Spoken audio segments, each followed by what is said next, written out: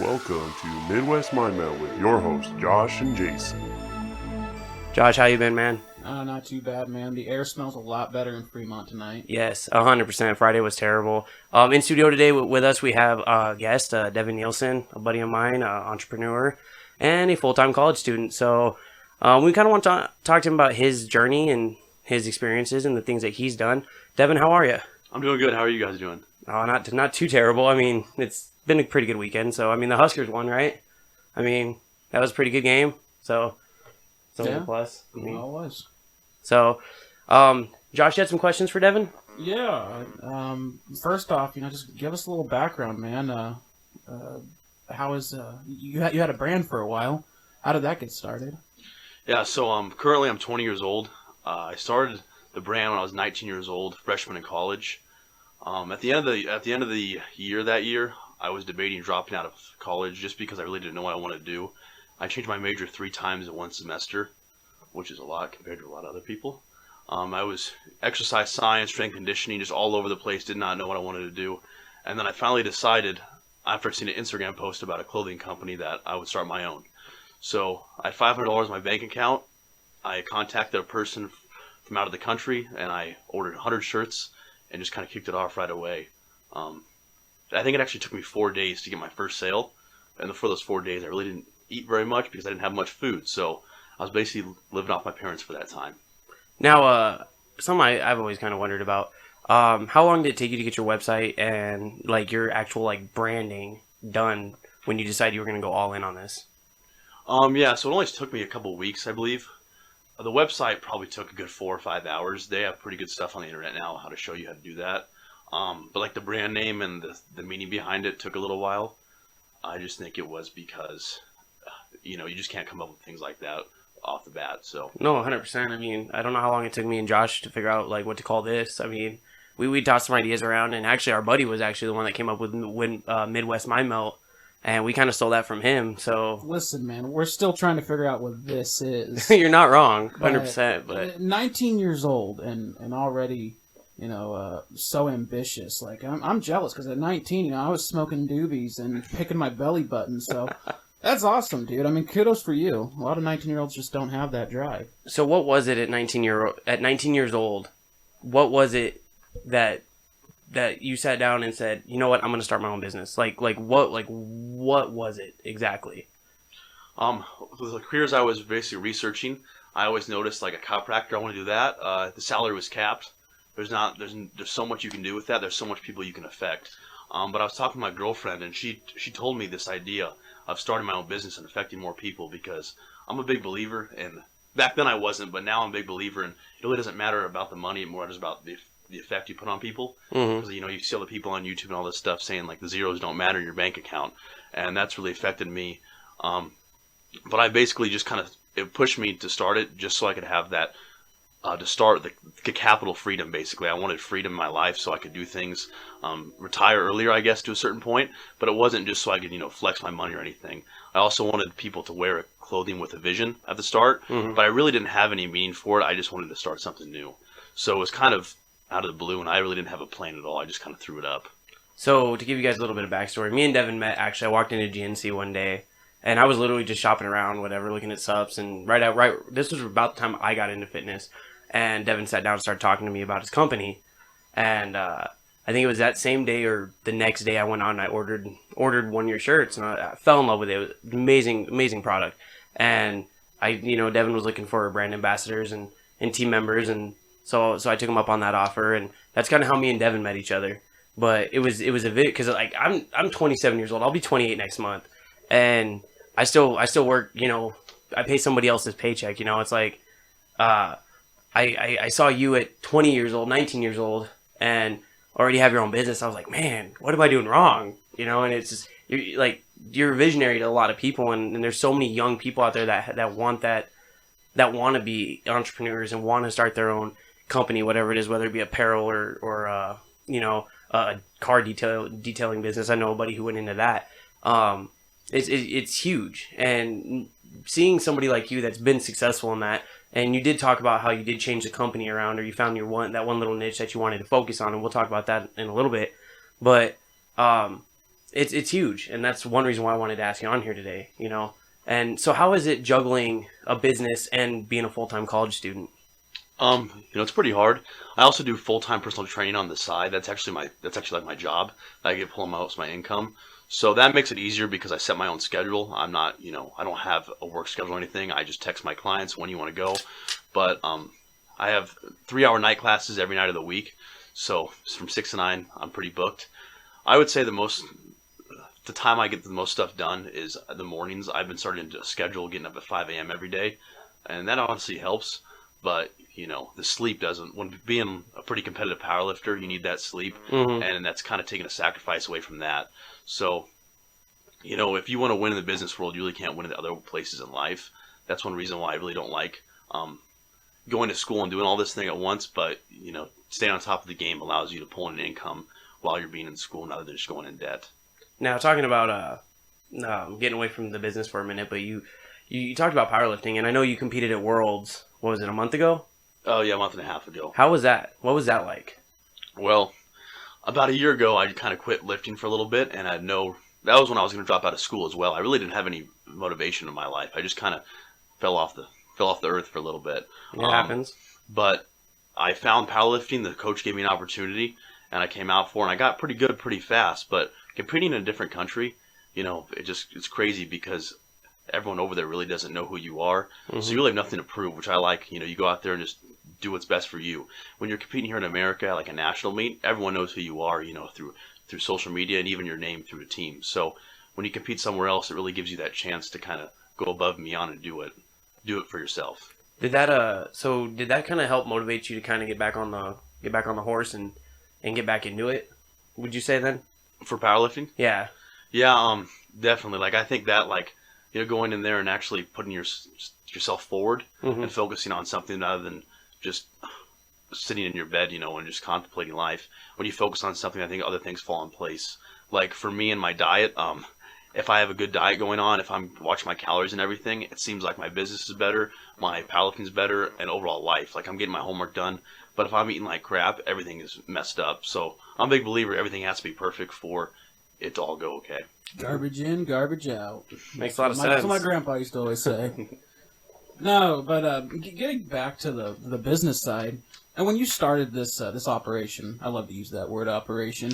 Was this like a single man operation? Like, were you operating alone, or did you have somebody helping you? Did you have any staff you hired? So that's where I went wrong the first time. I kind of went full in by myself. I had my girlfriend help me out a little bit with it, but it wasn't too intense. And I kind of, like I said, it was basically I had no idea about business or tax or anything like that. I just kind of dove in. So I didn't know what I was doing. So I did it all by myself. But I think with this I'm now the immersed powerlifting that I'm getting into. I actually have a bigger team now, and I actually have a videographer that works for me.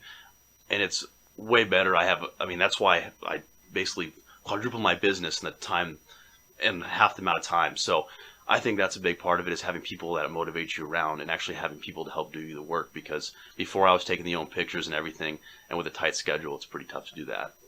Now when I got on team with you, it was Immersed Lifestyle brand at the time. Now it's Immersed Powerlifting. What prompted that change in the company for you? Well, I'm pretty known for the powerlifting side of the world, so I think that caused a lot more people to follow it rather than just a clothing company. Plus, I kind of want to change the game of powerlifting because we get a lot of people follow these brands like SBD and A7 that are very overpriced. They'll be getting wrist straps and knee sleeves for a very cheap price, and they'll triple the amount. But I wanted to come out with something that would be affordable for everyone, because that's one reason what holds back powerlifting is the price of it. And also I wanted a message behind it. So our message is here to compete. And that kind of shows that, like, my brand is here to compete with other companies, and as well, whoever wears our brand is here to compete at meets and stuff like that. That's awesome. And then now in your personal training now, how's that going for you?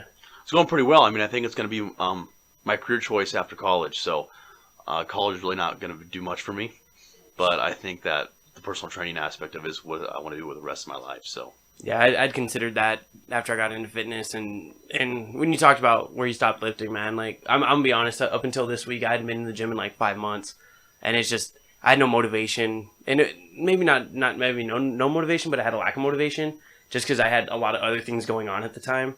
between doing this and then work and drill and all that kind of stuff, it seemed like I didn't have the time.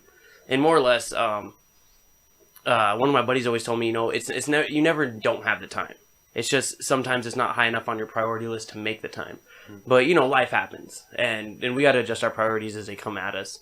But I was really curious when I first saw that you changed your the business and whatnot. And I was kind of curious, and I know that you were competing at Worlds and being a busy man. I was like, I'm not gonna bother with that. I'll talk to him, whenever I see you.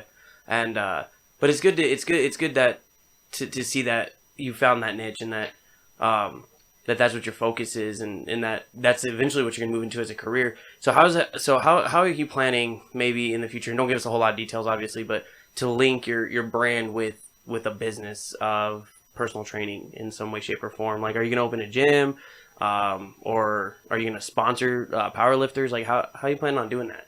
Yeah, so definitely sponsor powerlifters. That's gonna be number one. But the federations are kind of they aren't the nicest people when it comes to getting sponsored, because they charge these new brands a lot of money. So it's not very good that way. But my plan is to kind of create, I want to make Fremont the center of powerlifting, Fremont, Omaha, of the whole world, basically, to start kind of like a training facility here.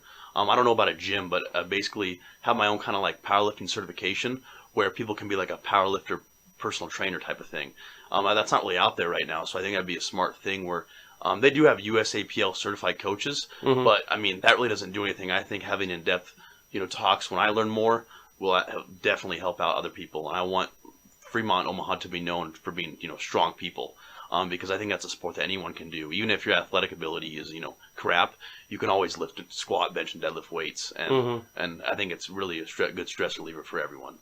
So what would you say your timeline for that goal would be about? I mean, I could do it in 3 months if I wanted to, but I really want to start the Fremont Powerlifting organization up here pretty soon. I'll have a couple of people competing in February that'll actually be underneath that team name and everything, but I'm working on the nonprofit and everything right now.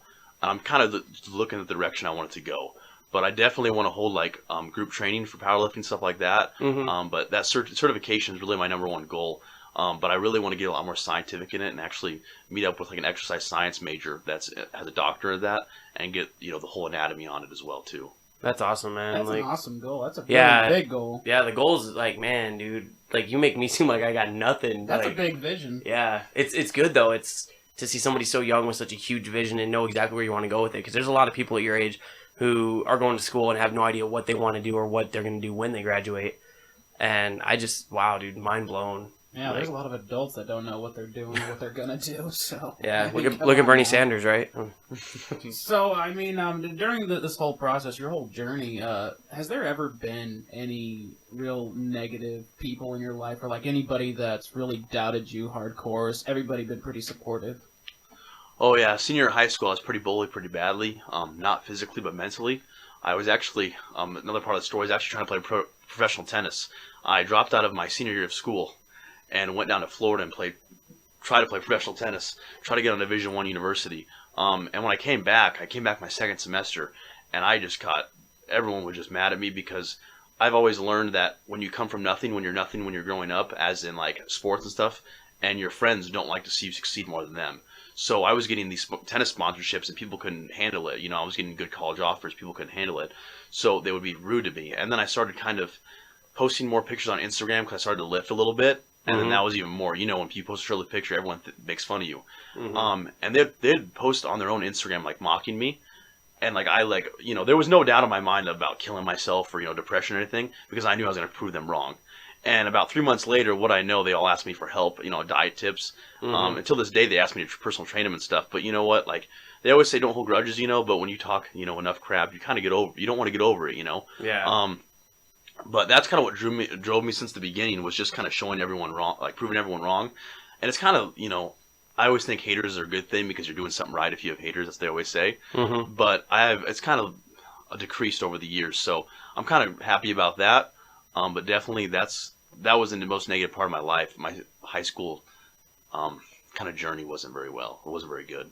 Wow. No, but I really like that you took all that, all those hard feelings that you had, these people talking shit to you, and you turned it into something positive. You used it to drive you. A lot of people just shut down. Yeah, I was going to say. And it doesn't sound like you did. Yeah, a lot of people want to take that negativity and they want to lean on it and use it and try and get pity for it. And there's always two ways you can look at everything. I try to look at everything pretty optimistically. I don't like to be a negative person because negativity is, one, it's an unproductive emotion, and two, it's just, it doesn't get you anywhere. And so, I mean, just to hear that story, hopefully somebody listens to this episode and says, you know what, this guy did it, I can do it, And that's really what we're trying to achieve here. Is just, maybe even if it's just one person, you want to change people's lives and give them the opportunity to do the things that, you've done, and that's kind of what our whole goal was too when we sat down and we kind of started talking about this, because we try to talk about topics that maybe people don't know about, and we try to incorporate facts and history into what we talk about. But getting back onto the subject of you, so are you still working at GNC, or did you actually... are you done there? I still work there on the weekend, just part-time a little bit. It actually has given me some time to do homework, so it's more of a relaxing time. Do homework, send out DMs, post pictures as well on my social media pages. So, getting paid to sit down and do that stuff is pretty entertaining to me.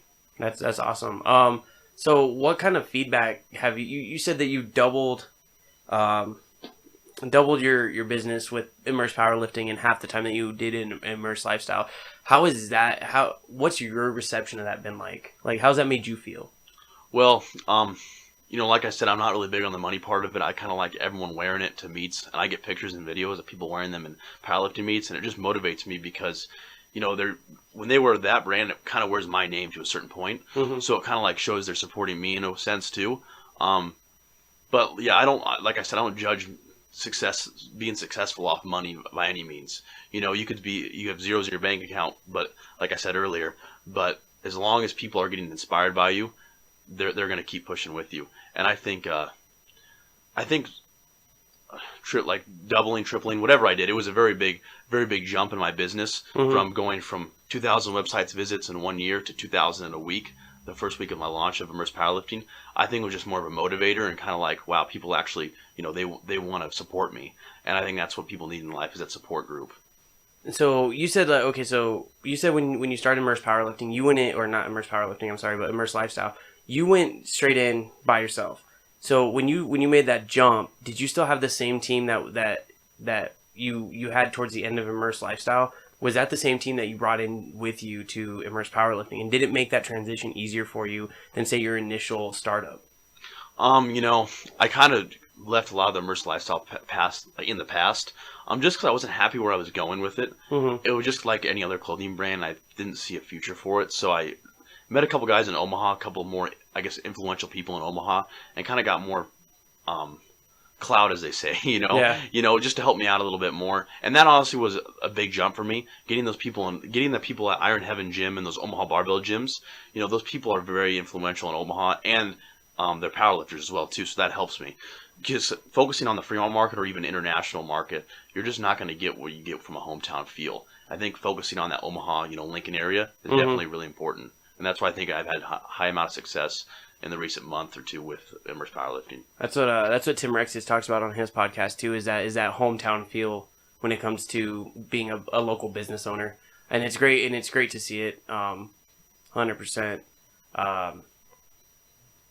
So, what other challenges have you come across when you are doing business or when you're trying to grow? What kind of challenges do you come across? Quite usual challenges. Yeah, well, like every day I wake up, I got a challenge to do. Definitely, shipping problems, those challenges.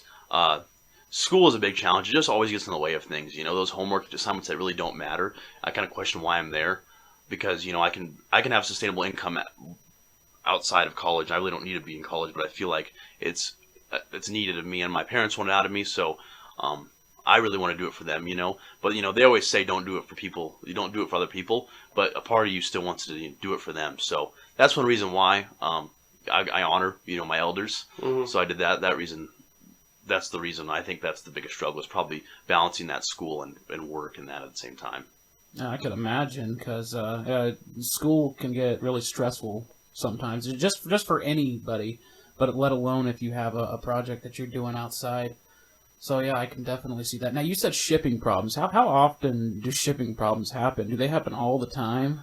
Yeah, probably like every 1 in 5 orders, someone puts in their address wrong, and I have to pay for it to get back. Because, I want good customer service, so I'm not going to get Absolutely. mad at them and so it costs $3 to $10 to get it back, But I just wish it kind of was regulated more, but I know no matter what, people are going to accidentally type it in wrong and they don't recheck it. So that's okay, but it comes with, it comes with owning the business. How many countries are your products in right now? Do you know?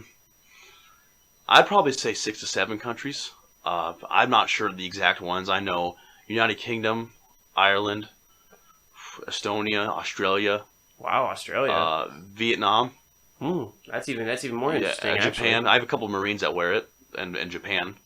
And I think that's about it. There might be a couple in South America as well, but I'm not too sure. I just know those are some of the countries that ordered from me.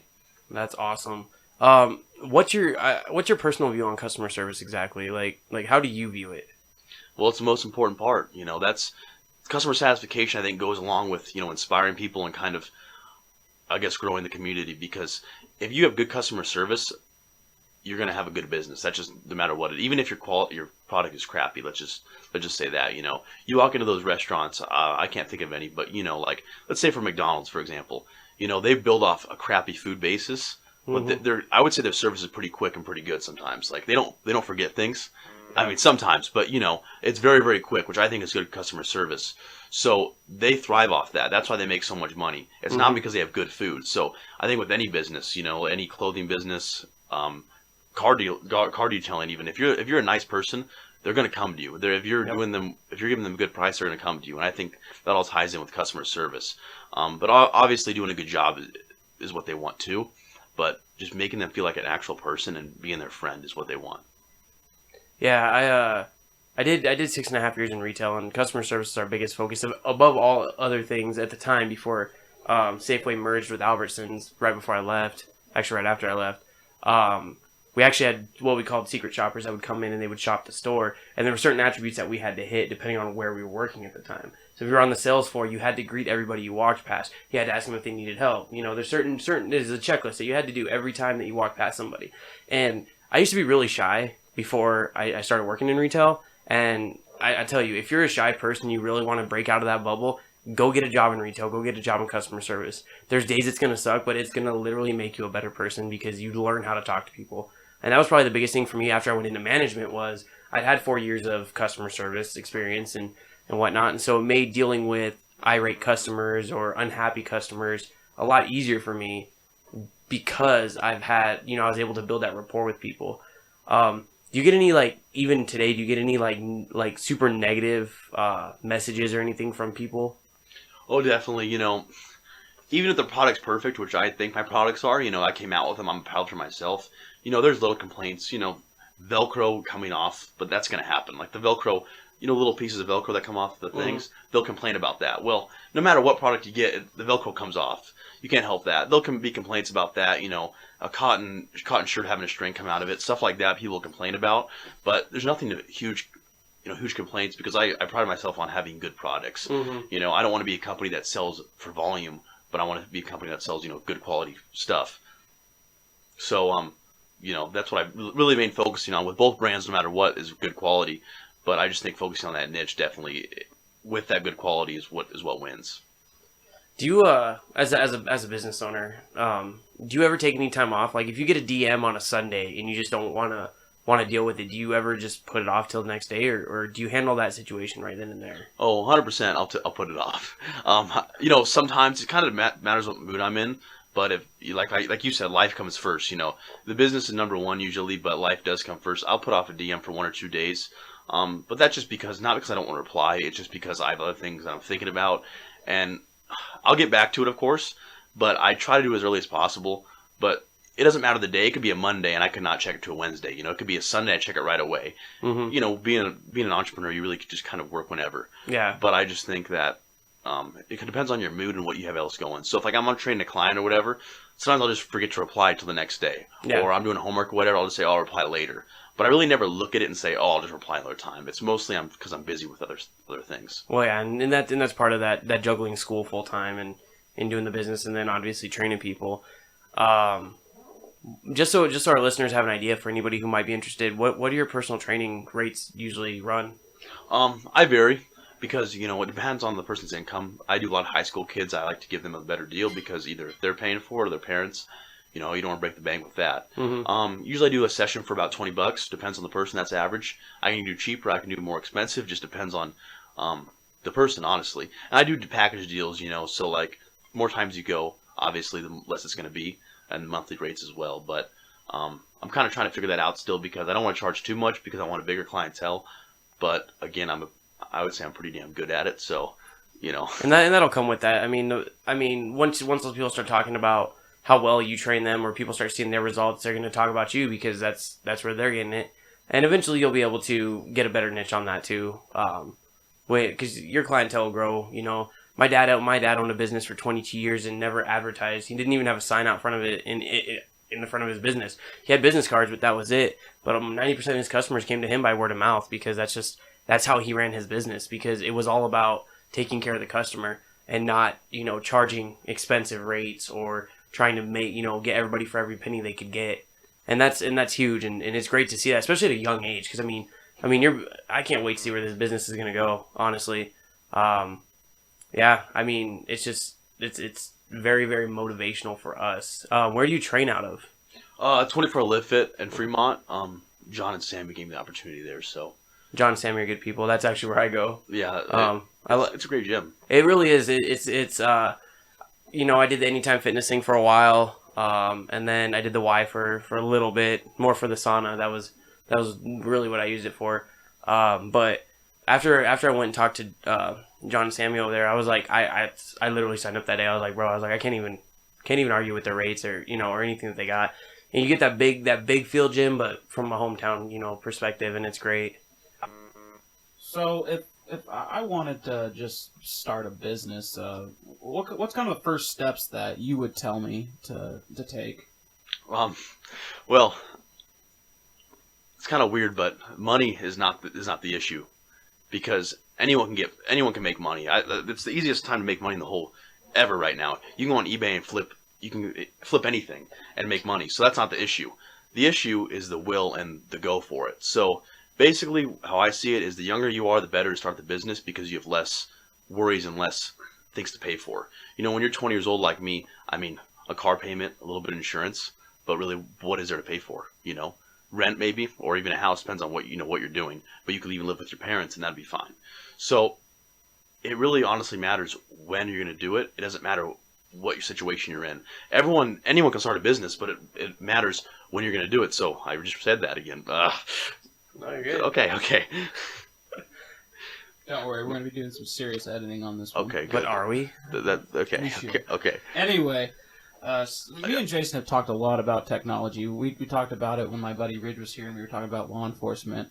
But do you run pretty much everything, or most things, from your phone? Or do you use a phone and laptop? Or how has technology really helped you start up and run your business? Yeah, definitely. I use my phone mainly. Then I use a desktop computer as well. I actually use the school's computers and printers to print out stuff for like shipping labels and stuff sometimes. So I guess that cuts out an expense. So which is kind of nice. But the phone is number one for me definitely, because on the go you really can do everything on your phone now. The new iPhones do everything that a MacBook would do. So that's definitely what I use. Do you handle all your social media, or do you have somebody that assists you with that? Oh, I handle it all. Like I said, my media guy, he'll send me over the photos and the videos he wants me to post and stuff like that.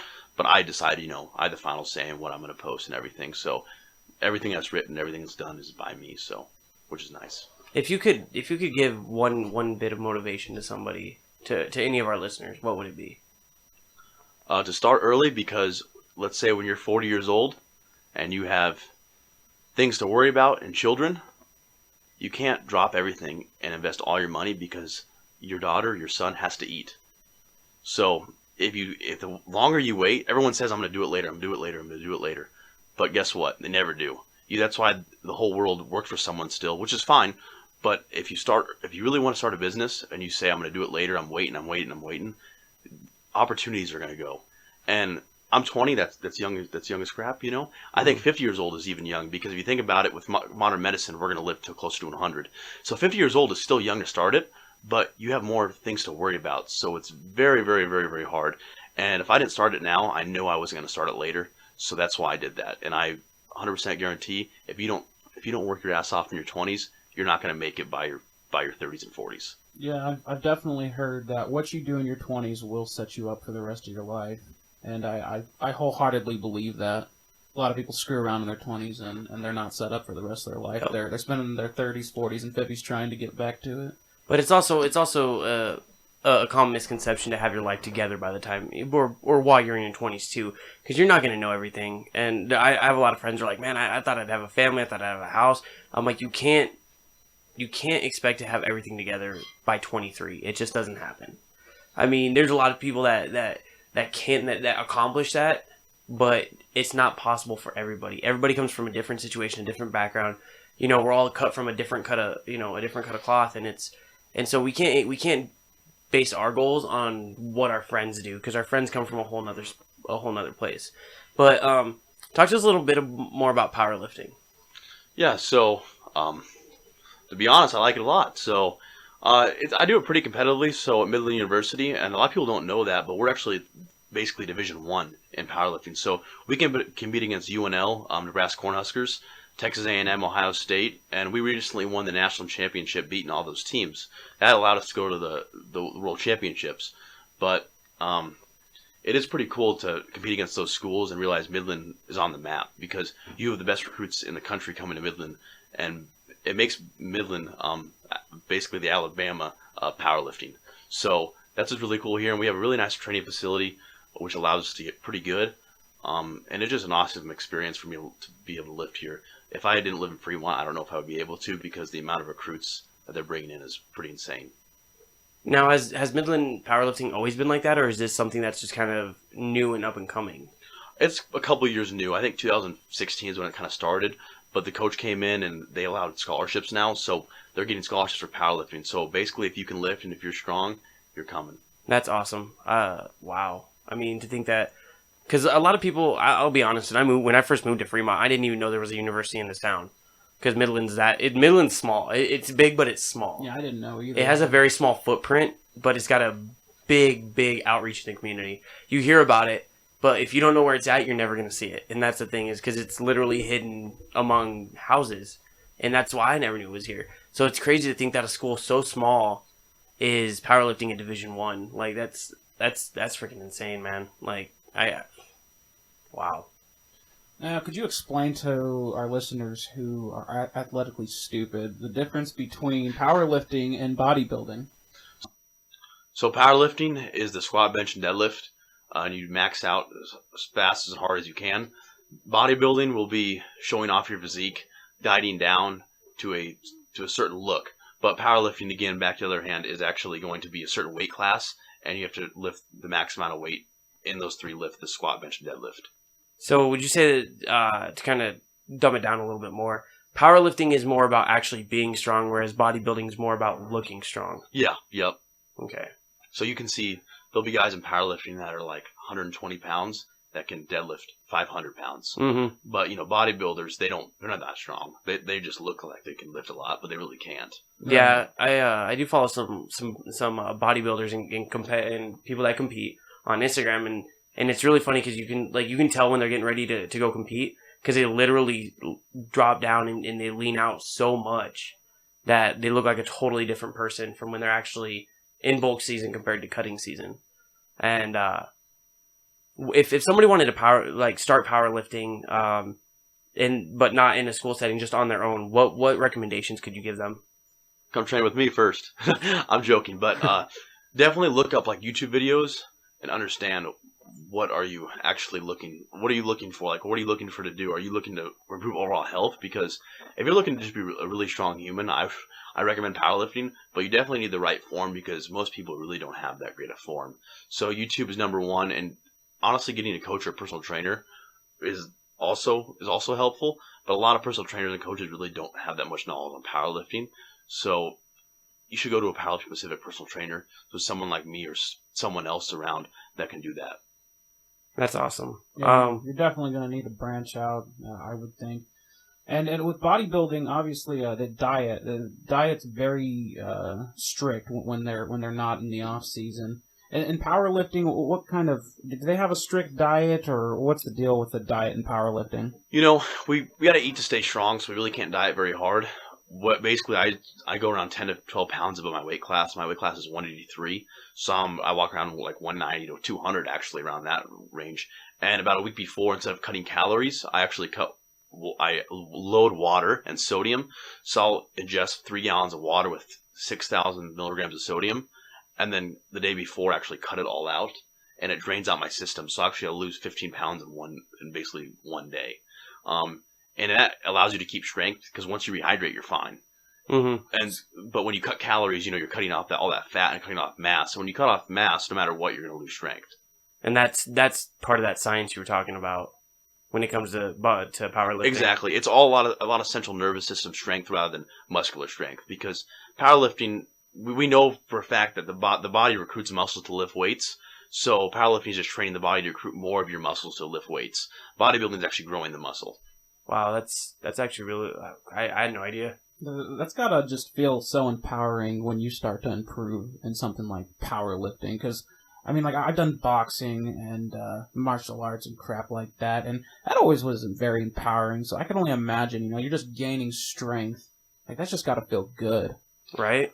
It does definitely. When even like at the YMCA, when I go there and lift, sometimes like I've hit 500-pound deadlift for 3 at the Y one time, and the whole YMCA looks, which is pretty cool, and that was a PR for me. So I felt so, on top of that, then plus people actually like noticing you and saying, wow, this guy's strong. It really gives you that motivation. And yeah, the faster you move the weight, so like I deadlift 500 multiple times, but I move it faster and faster each time. And you're just like, when you start making 500 feel like 200 pounds and look like 200 pounds, you actually feel like, like a beast, because that's half 1,000 pounds. Like, no one realizes that, really. Yeah. So it's pretty crazy, because most humans, I'd probably say, 95% of humans can't even lift 500 pounds. So yeah, you're not wrong. Maybe about 98%. I don't know, but it's very heavy. It's a very heavy weight. Now, kind of moving away from the powerlifting thing for a minute, what would you say to anybody who is sitting at home right now, maybe listening to this episode, thinking about getting in the gym and starting a fitness journey that may eventually move into powerlifting, but what would your words of wisdom be to those that are contemplating whether or not they want to get healthy? Don't listen to what your parents and your friends say, because they're always wrong about like eating late at night and all this stuff. A lot of the stuff is just bad, like old wives' tales and stuff like that. You're better off searching it even on Google. Google is actually correct. People don't realize that, but Google's right about diets. If you search, is eating bad at night, or is eating late at night bad, it comes with the right thing, but no one has like the mind to search it up, So I think doing your research is number one, and not buying supplements. You can get everything you can from a diet, especially from the beginning, because you're going to lose so much fat and gain so much muscle at the beginning if you're doing it correctly. Like, you don't need that stuff. But people always go and buy that protein powder for $100. But does it really work? It really doesn't work. It does work, but if you focus on your diet better, it's going to help. And supplements are needed, but they're not needed, but supplements are very beneficial for if you want to put on a lot of weight or lose a lot of weight. But I think it's farther in the journey, 6 months to a year in the journey. Yeah. Right. I think too many people depend on supplements to give them these great results. That they think, oh, I can take this pill and take this powder, and I don't have to diet, and they don't really want to put in the work. So I see a lot of that. Well, it was kind of a wake up for me, because don't get me wrong, I got supplements. I think everybody who lifts at some point has supplements, but when a guy who owns a supplement store literally did a video on his YouTube account talking about how supplements are not 100% needed, I was like, wow. I was like, dude, you're like kind of trying to talk yourself out of business right now. But he goes on to explain it, that in like Devin, you hit the nail right on the head. Your diet, you can get everything you need out of your diet. You just have to know how to diet. And it's not even dieting, it's just eating. It's eating healthier, making healthier choices. And don't get me wrong, I probably drink 1 to 2 protein shakes a day when I'm working out, and I'm working out hard because I'm trying to build mass. And that's, again, knowing what your goals are and where you want to go with that. That's where you choose the supplements you need and how to use them. Would you say that's wrong? That's 100%. That's right. But people's training is really usually off to, the rest times, progressive overload. There's a lot of factors in there. That's why I do highly recommend a good trainer too. Like spend that money on a trainer rather than supplements. Because a good trainer and then going to Costco and getting healthy food by the bulk is the way to go. About supplements and powerlifting though, what many people don't know is we're actually heavily drug tested. And they came to my house to drug test me. And when you go to the World Championships, you're kind of like a professional powerlifter. So they will travel around looking for you. And the supplements you can't take are a pretty long list. Like protein and creatine is all you can take. Like most pre-workouts are banned. Yeah. So like even like caffeine's okay, but most pre-workouts are banned. Like it's the powerlifting that I'm in, it's the same rules as the Olympics that apply. So like if you take one wrong thing and they test you, you're done for the rest of your life, basically. So the thing that's the bad thing about it is if you make a mistake one day and that's the day they come and randomly drug test you, then you're done. I just got a sample of a pre-workout that I forget what's in it, but the guy that gave it to me he goes, and I got it from a supplement shop. He goes, don't take this before UA because you will pop hot. I was like, what's in this? Like why am I gonna pop hot? I mean, it's just pre-workout, right? But yeah, so it is in there. What was he saying you were going to pop hot for? I forget what it is now. But it's something that's actually found commonly in pre-workouts, and it's not you won't pop hot for like a drug, but you will pop hot because of what it's made out of, or something like that. I forget. Yeah, anything that usually changes hormones or gives you a pretty a lot of them have amphetamines in them actually. Mm-hmm. It's like 1,3-dimeth. That's a lot of pre-workouts. That's probably what he was talking about. That's basically like taking methamphetamine, just a different version of it. Obviously a small amount of it. So when you get busted for stuff like that, it looks a lot worse than it actually is. Yeah. And then same thing with like anything like the hormones, like I was talking about, like anything like there's a thing called DIM, which is a very, very, it's not that bad a supplement for you. It's actually pretty good for you, mm-hmm. but it's used as a performance enhancer. So it's really turned down, but it actually is very good for acne, stuff like that. But it's best with their hormones again, so that's what kind of screws you over on that. Yeah, it makes sense. That's crazy. And I'm one of those guys, like, I have pre-workout, but I don't use pre-workout every time I go to the gym. And I know people that, like, live by that. Like, oh, I get my pre-workout. And I'm like, do you not have enough energy to go and lift? I mean, I get you might get a better lift. I'm like, but relying on that supplement eventually is just going to set you up for failure because eventually your body's not going to be able to take it anymore, you know? Don't we work with a guy who mixes his Monster with his pre-workout? pre-workout? Well, not anymore. He was having some issues, man. He supposedly got clean, but for a while there, he was mixing C4 with Monster, and I was like, bro, I don't even take C4 as a pre-workout. I don't like it. It makes me feel jittery. I can't do it. But yeah, and it's crazy. But I know people that take pre-workout just for energy, and I'm like, dude, that's not good for you. Like you're better off buying like one of the Ultra Monsters or whatever it is, you know, or even Reign now. Reign's probably my preferred energy drink of choice if I'm not working out. But yeah, I don't know. I feel like supplements are great, like you said, but again, 100% not needed. As long and we talked about this in our obesity and fitness episode too. Was Pinterest. Pinterest is huge. There's so much information out there that you can gain just by doing different things.